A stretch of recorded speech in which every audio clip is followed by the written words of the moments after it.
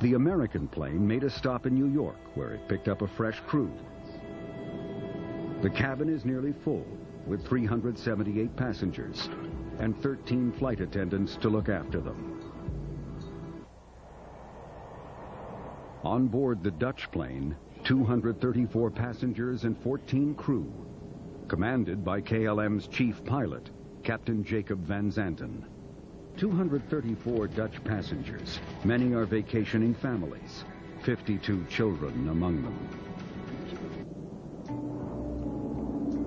KLM 4805, you are number 3 behind the 737. Report outer marker. 4805, follow the 737, report outer marker.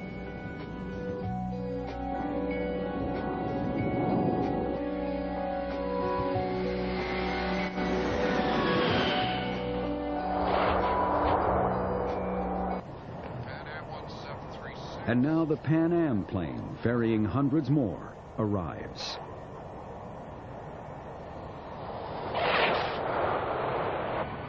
The ground situation was a traffic jam, because when we landed there, down to the end of the ramp area and parked behind 3 other airplanes.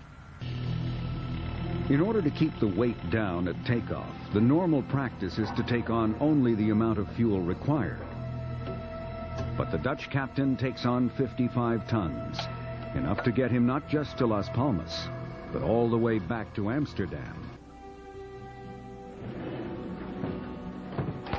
Station calling to start. Ground. KLM 4805 is ready for startup. 4805, clear to start.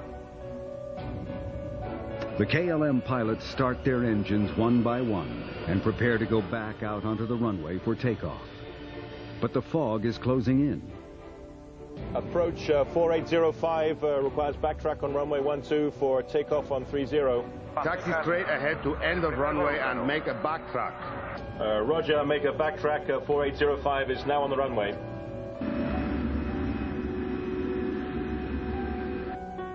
.736 ready to start.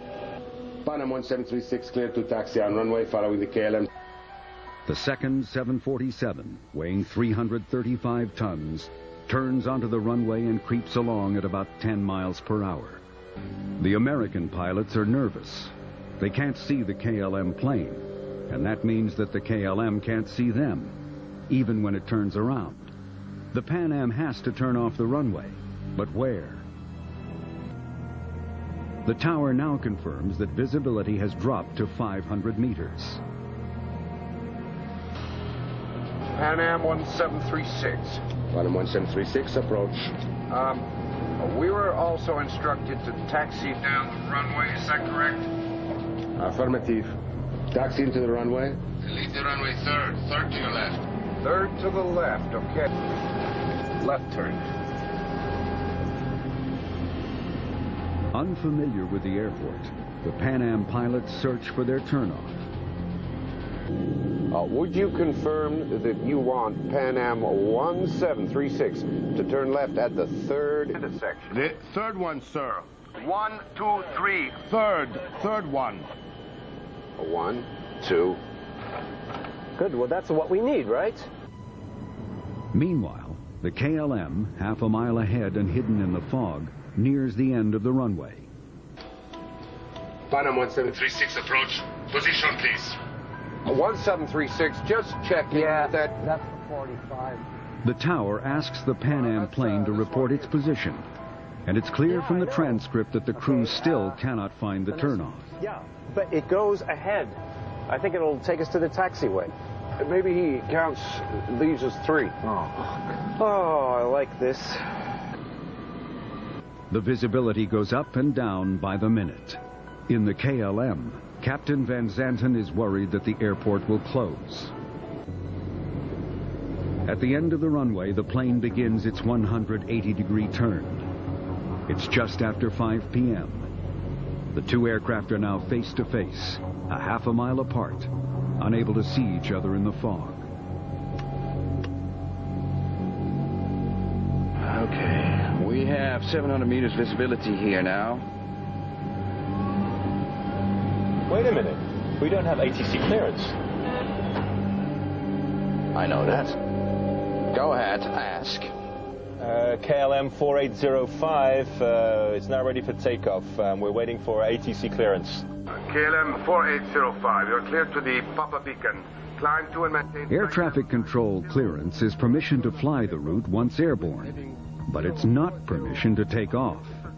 That has to be obtained separately. Las Palmas VOR. Roger, sir. We're cleared to the Papa Beacon, flight level 90. Right turn out 040 until intercepting the 325. We're going. No! Stand by for takeoff, I'm afraid. And we're still taxiing down the runway. Pan-Am 1736. Pan-Am 1736, report runway cleared. Okay, we'll report when we're clear. He asked us, were we off the runway? And I responded back, negative. We are still on the runway, but we will report clear of the runway.